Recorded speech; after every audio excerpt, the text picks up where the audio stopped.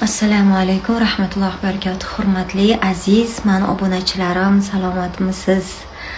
Avvalambor barchangizga o'z minnatdorchiligimni bildiraman. Bizni nikoh oqshomimizni judayam ko'pchilik insonlar intiqlik bilan kutishdi va bizga yaqindan, uzoqdan turib yaxshi niyatlar, duolar bildirishdi. Alloh taolo barchangizdanki dunyoda rozi bo'lsin.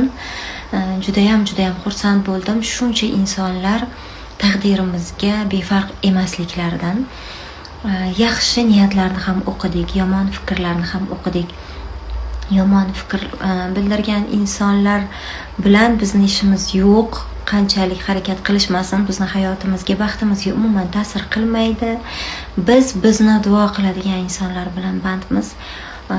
Ularni haqqilariga Alloh taolodan biz ham duolar so'raymiz va o'z minnatdorchiligimizni bildiramiz. Hammaga katta rahmat. Bu abayani sevmaslikning iloji yo'q. Suriyadan keltirilgan, men uchun maxsus tanlangan judayam go'zal abayani menga qadrdonim bir necha yillik diyetolog Sadoqat Muhammadjonimni sovg'a qildilar.